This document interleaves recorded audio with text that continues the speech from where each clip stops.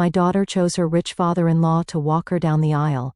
Now, after losing everything, she's begging the dad she erased for help. Hey guys, so, I'm sitting here in my workshop at 2 in the morning, surrounded by sawdust and half-finished projects, trying to make sense of everything that's happened.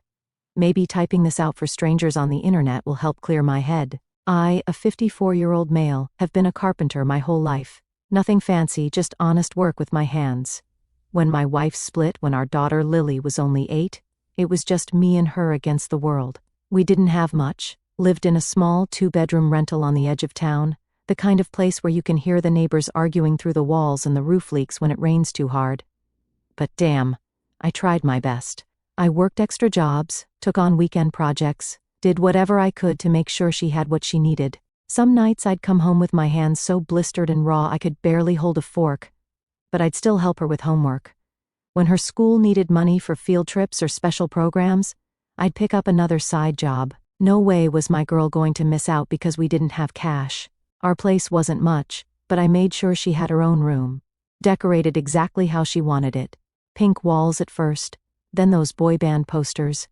Then finally that weird dark phase with all the string lights. I built her bookshelves, a desk for studying, even made her a custom bed frame when she said she wanted something unique for her room. We didn't have fancy vacations or designer clothes, but I made sure she never went hungry, always had school supplies, and knew she was loved. I taught her to fish at the creek behind our neighborhood, showed her how to change a tire and fix a leaky faucet. Every Sunday, we'd make pancakes together and talk about the week. She was a pretty smart kid too, always bringing home good grades. I remember how proud I felt every time she brought home her report card, watching her grow into this confident, bright young woman, despite not having the advantages other kids had. When she got into college, the first person in our family to go, I nearly cried. I worked myself half to death to help with what financial aid didn't cover. Lived on ramen and coffee so she could have a decent laptop. Picked up night shifts at a warehouse just to send her a little extra cash each month. That's what dads do, right? You make it work. It was rough not having her around the house. Our place felt too quiet, like something important was missing. I'd find myself walking past her room, looking at all the little marks on the doorframe where I'd measured her height growing up. But man, seeing her thrive in school made it all worth it. She'd call me all excited about her classes, talking about stuff I barely understood but was so proud of her for learning. During her junior year, she started changing. She called less, visited less on breaks. When she did come home, she seemed kind of uncomfortable, like our little house suddenly wasn't good enough. She started talking differently too, using fancy words and correcting my grammar. I figured it was just part of her growing up, getting educated, moving into a different world than the one I could give her. Then she met that dude, I'll call him Nathan, during her senior year. He came from some wealthy family with a big house in the suburbs, a private school kid, fancy car, the whole deal.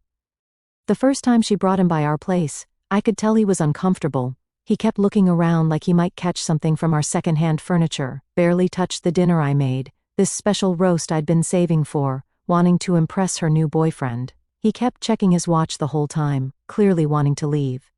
After that, she mostly met me at diners or coffee shops when she wanted to see me, stopped bringing him around. I didn't push it. I figured she was embarrassed by our modest living, and that hurt, but I wanted her to be happy more than anything. So, when she called to tell me she was engaged, about a year after graduation, I was surprised but tried to be happy for her. My little girl, finding her person.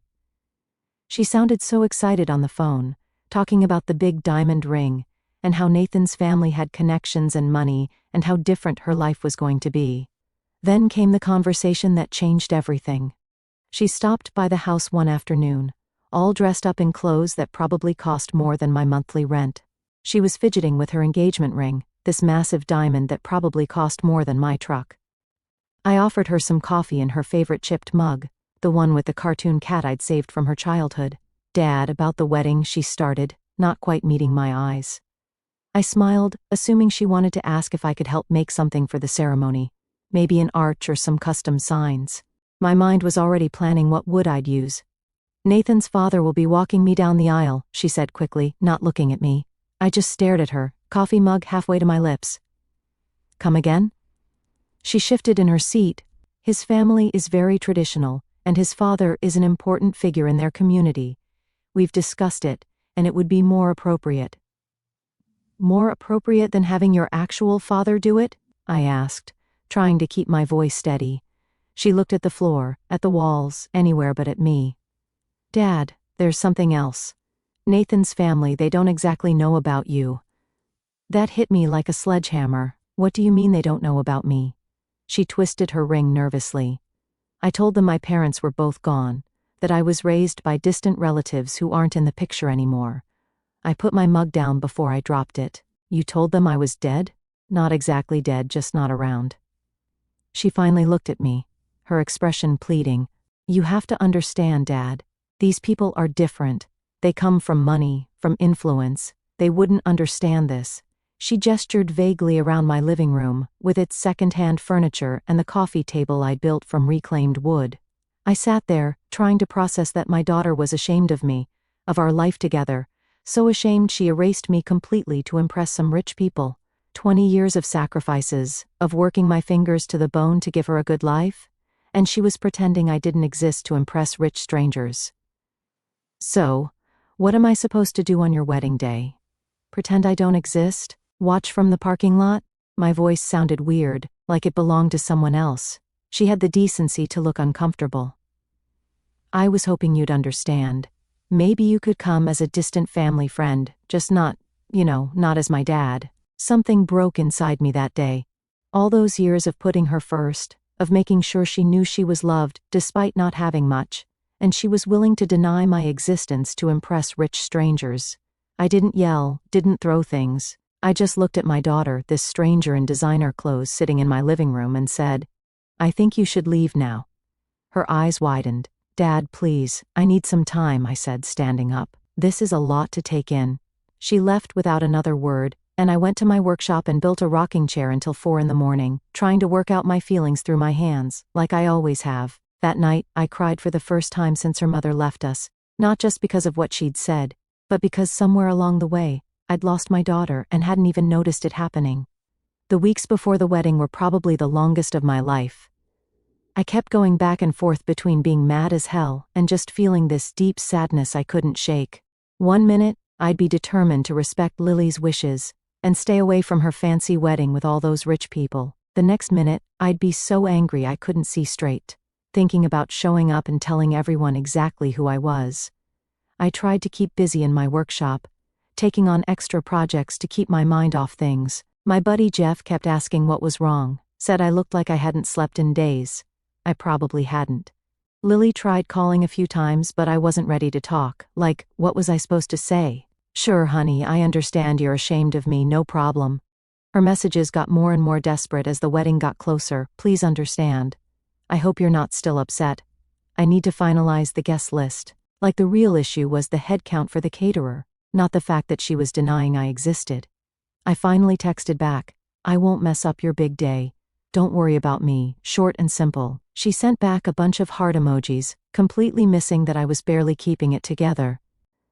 That night, I sat in my workshop, staring at the scraps of wood on my bench.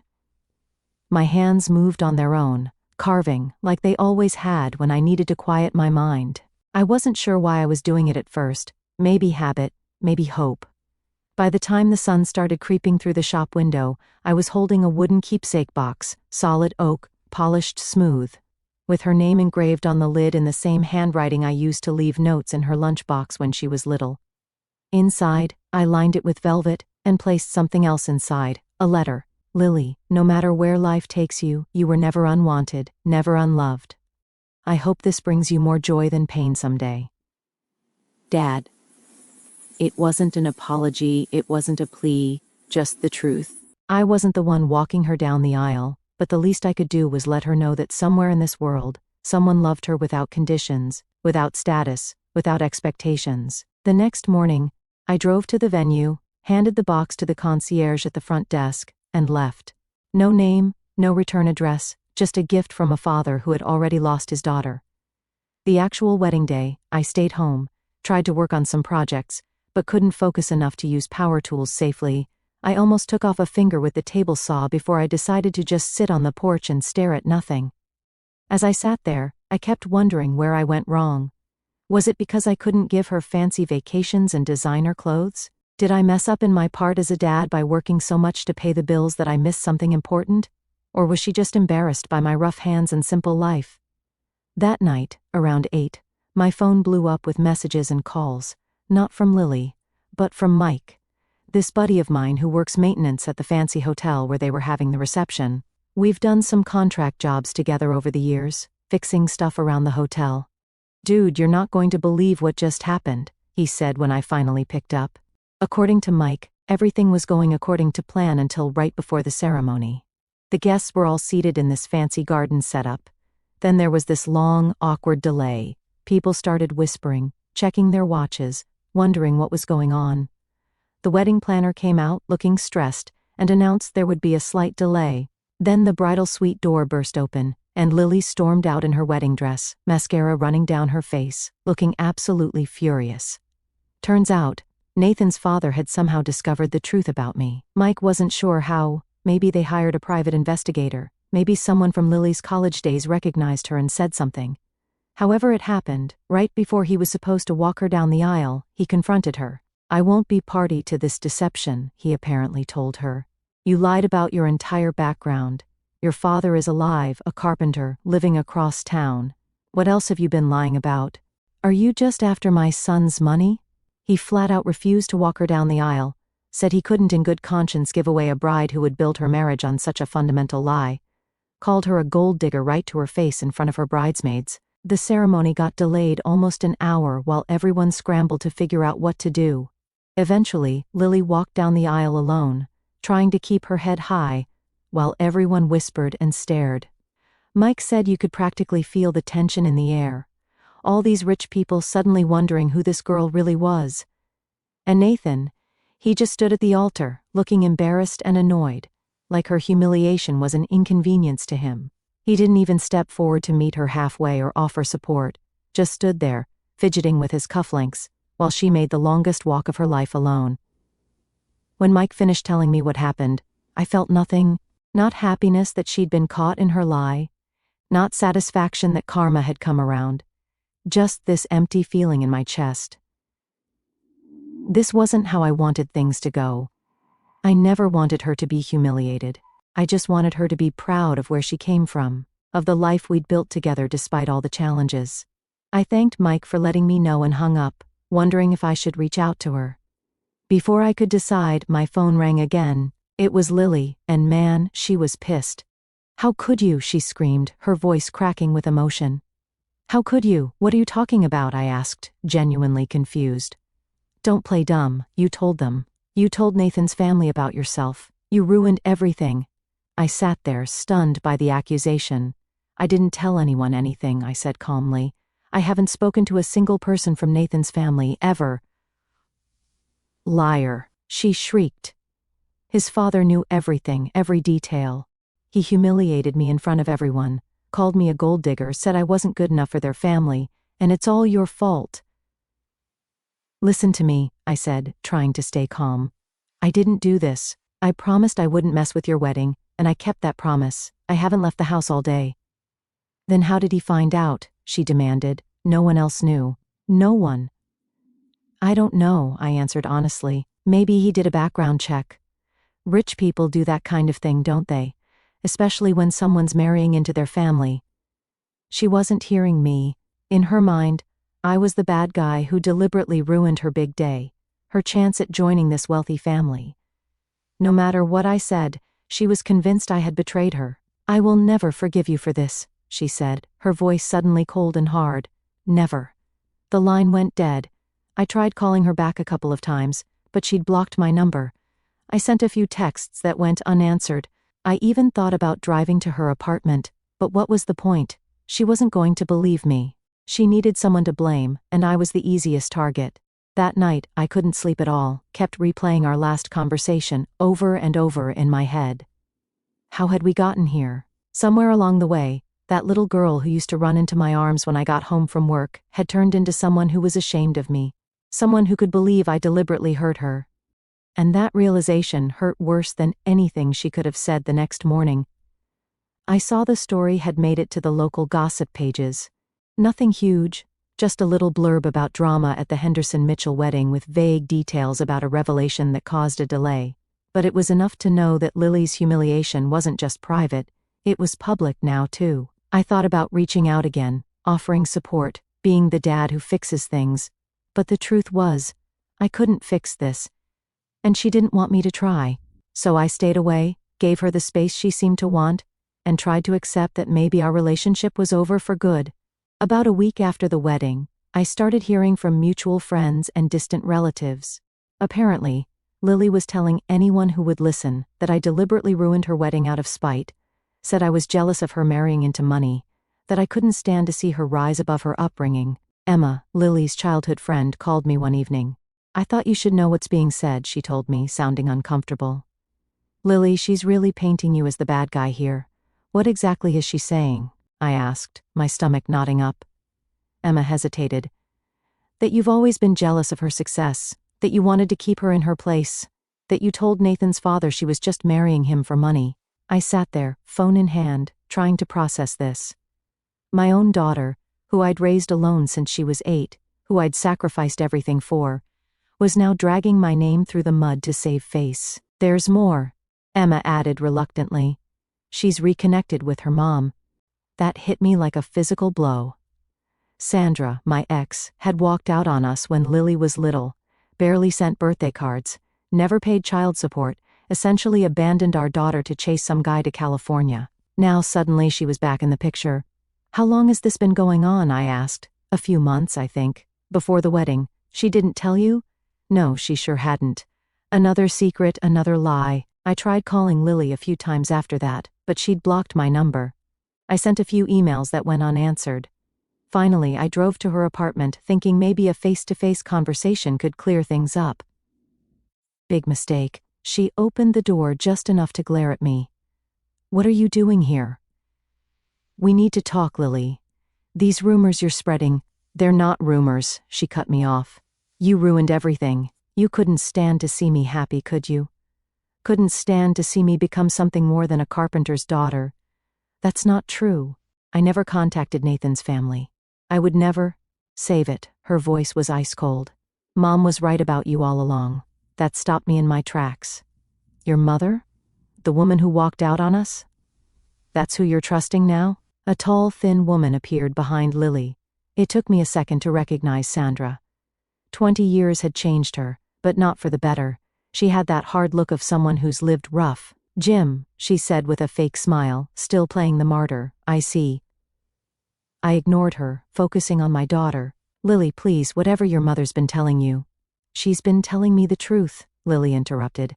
"How you drove her away, how you always tried to control everything, how you couldn't stand for either of us to have our own lives." I stared at her, genuinely speechless.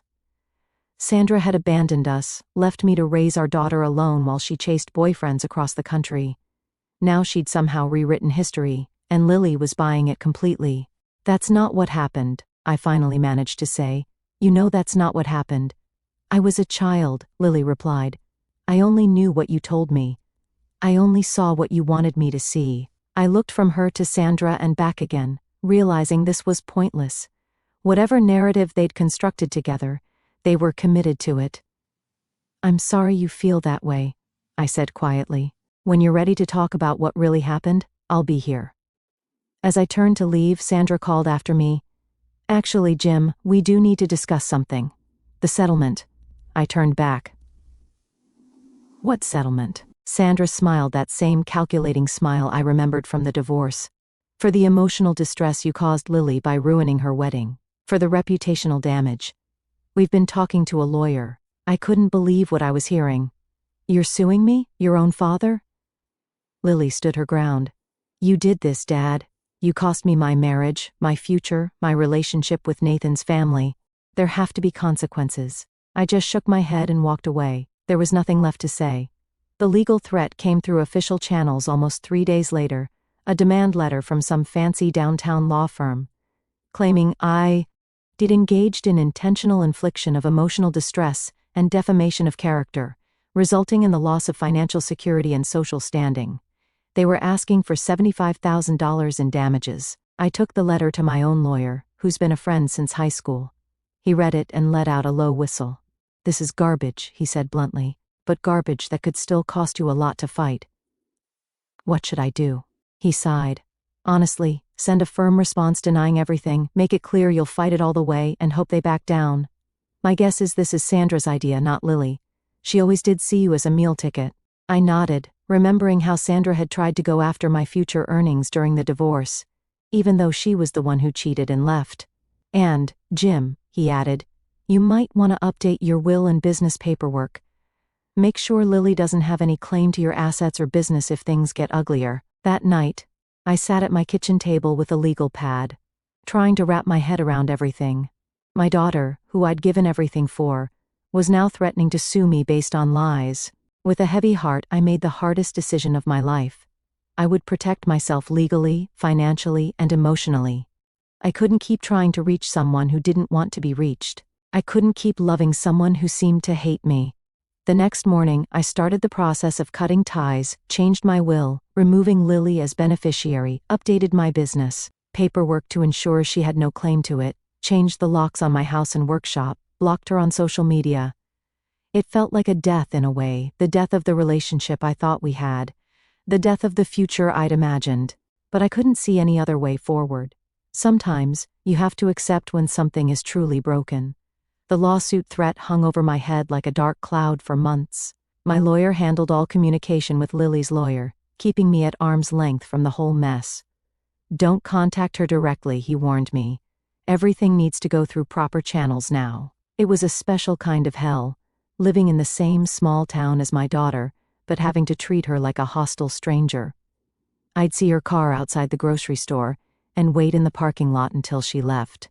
Once I spotted her and Sandra having lunch at my favorite diner, and I just turned around and walked out. Didn't even matter that I was starving after a long morning of work. The business kept me sane during this time. I threw myself into it, taking on more projects than I could handle, working 12-hour days, 6 days a week. Physical exhaustion was the only thing that helped me sleep at night. About 6 months after the wedding disaster, Phil, my lawyer, called with news. They're dropping the lawsuit threat, he said. Turns out their case was as flimsy as we thought. They had zero evidence you contacted Nathan's family. That's good, I said, feeling empty rather than relieved. There's more, he added. Lily and Nathan are officially divorced. The prenup held up. She didn't get anything. I didn't know what to say to that. Part of me felt sorry for her, knowing her dreams of a wealthy lifestyle had crumbled. Another part felt she'd brought it on herself with all the lies and pretending. One last thing, my lawyer said. Sandra's moved into Lily's apartment. Apparently, they're roommates now. That explained a lot. Sandra had always been good at manipulating situations to her advantage. Now she had a place to stay and was probably draining whatever resources Lily had left. Life went on. I dated a bit, mostly because my friends insisted I needed to get back out there. I met a woman named Carol at a home improvement workshop I was teaching at the community center. She was recently divorced, had 2 teenage kids, and was trying to learn some DIY skills to save money on home repairs. We hit it off right away. She was straightforward, unpretentious, and had a great laugh. After a few dates, she invited me over for dinner to meet her kids, Jason and Megan, 14 and 16, nice kids. A little wary of their mom dating but polite enough. Carol and I took things slow, weekend dates, family movie nights with her kids, gradually building something real. She never pushed for more than I was ready to give, seeming to understand that I was still healing from the situation with Lily. One night, about a year after I'd met Carol, we were sitting on my porch swing after dinner. So, she said casually, Jason and Megan have been asking when you're going to move in. I looked at her, surprised. They have? She nodded. They like having you around. So do I, for that matter. I like being around, I admitted. You 3 are the best thing that's happened to me in a long time. But, she prompted, always able to hear the unsaid things. I sighed, but I'm still dealing with all this Lily stuff, still trying to figure out how a father and daughter end up so completely estranged. I worry I'm bringing too much baggage. Carol took my hand. Everyone our age has baggage, Jim. I've got an ex-husband who's consistently disappointing our kids and a stack of credit card debt from trying to keep the house after the divorce. You've got a daughter who made bad choices. Neither of us is coming to this relationship fresh and perfect." She was right, of course, and the more I thought about it, the more I realized I was ready for this next step. So, I moved in with Carol and the kids, converted their garage into a small workshop for my personal projects, started teaching Jason some basic woodworking skills. Life developed a new rhythm, a new kind of happiness I hadn't expected to find again. About 8 months after I moved in with Carol, I ran into Emma at the hardware store again. "How's she doing?" I asked, unable to help myself. Emma hesitated. "Not great. Sandra took off again a few months back. Apparently, she ran up a bunch of credit card debt in Lily's name, then disappeared." That sounded like Sandra. "Where's Lily working now?" "Some receptionist job at a dentist's office. Barely covers her rent." Emma looked uncomfortable. "She asks about you sometimes, when she's been drinking." I didn't know what to do with that information. Part of me still cared, still wanted to help, but the other part remembered the lawsuit, the awful lies, the deliberate cruelty. "Tell her I'm doing okay," I finally said. "That's all." A week later, I came back to the shop after a lumber run to find Lily sitting in her car in the parking lot. My first instinct was to turn around and leave, avoid another confrontation, but something made me park and get out. She got out too, looking nervous. She'd lost weight, not in a healthy way. Her clothes were simple now, a far cry from the designer outfits she'd worn during her time with Nathan. She looked older than her years. "Can we talk?" she asked. "Is your lawyer aware you're here?" I replied, my voice cold. She winced. "I fired them months ago. That was Mom's idea, not mine." "A lot of things seem to have been your mom's idea." She didn't argue with that. "I made mistakes. Huge ones, I know that. What do you want, Lily?" I crossed my arms, watching her squirm. "I want to apologize. For everything. For lying about you. For the lawsuit. For believing Mom's version of things." She took a shaky breath. "And I want to ask if there's any way you'd consider giving me another chance." I studied her face, trying to gauge her sincerity. "Why now?" She looked down. "I have nothing left. No money, no prospects. Mom cleaned me out and disappeared. I lost my apartment last month. I'm staying on Emma's couch." Her voice dropped. "I thought maybe I could work for you, learn the business, like we talked about before everything went wrong."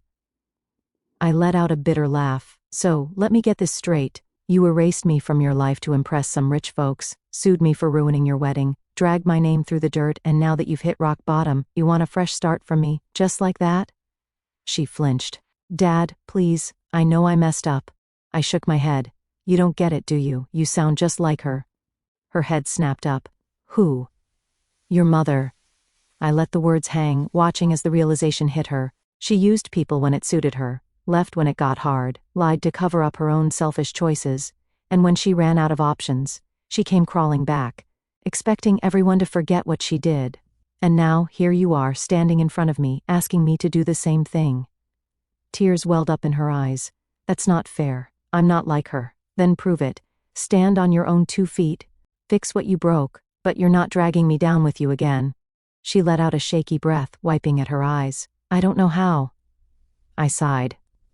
"Figure it out, like the rest of us do." She stared at me for a long moment, then something in her snapped. She reached into her bag and threw something hard at my feet, the wooden box, the one I made for her wedding. A crack had formed on the lid. "You really thought this would fix everything?" She spat, her voice shaky. I picked it up. "Didn't expect you to throw it." Her hands clenched. "Do you know how humiliating it was? For a second I thought you'd actually shown up. But no, just this sad little box with some note, like I was supposed to have some big emotional epiphany." "Did you expect me to break down crying?" I exhaled. "No, I just wanted you to have something from me, something real." She swallowed hard, looking away. "You didn't even read the letter, did you?"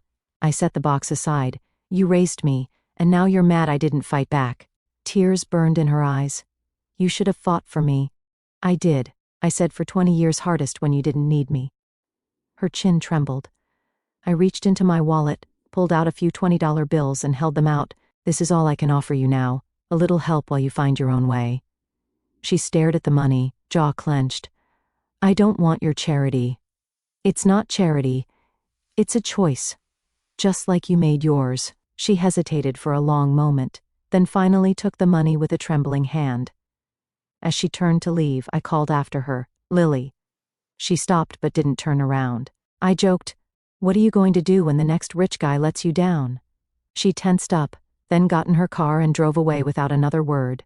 I laughed and just turned back to my workshop, picked up a piece of unfinished wood, and got back to work. I didn't care what she was going to do. She learned her lesson, but she lost her dad through it. That night, I told Carol everything, every word, every look, every moment where I thought maybe things could have gone differently. She listened, the way she always did, quietly, without judgment, letting me get it all out before she finally spoke. "So, are you okay with how you left things?" she asked. I stared at the ceiling for a second before answering. I don't know if okay is the right word. It sucks. It really sucks. But yeah, I think it was the right thing to do. She's got to figure things out on her own. I can't keep being the guy she comes to only when she's drowning. She reached over and squeezed my hand. "For what it's worth, I think you handled it the best way you could. You didn't slam the door, but you didn't let her walk all over you either. That's not easy." Yeah, well, nothing about this has been easy. Before she could respond, Jason and Megan burst into the room, already mid-argument. I just shook my head, letting their voices wash over me. Jason was sprawled on one side of me. Megan, half distracted but still ready to argue, sat on the other side, typing furiously but throwing in a quick eye roll every now and then. Carol sat back, amused, letting them go at it. And as I sat there, in the middle of this little world we'd built, something clicked. Family isn't always who you're born to. Sometimes it's the people who show up, who stay, who let you be yourself without making you feel like you have to prove your worth. It's the ones who argue over dumb movies, and steal the last slice of pizza, and make you laugh when you think you've got nothing left in you. I didn't know if Lily would ever be part of my life again. Maybe one day, years from now, we'd have a real conversation without all the bad baggage, or maybe we wouldn't. But for the first time in a long time, I wasn't holding my breath waiting for it to happen, because right here, in this messy, imperfect, loud little family, I was exactly where I was supposed to be, and that was enough.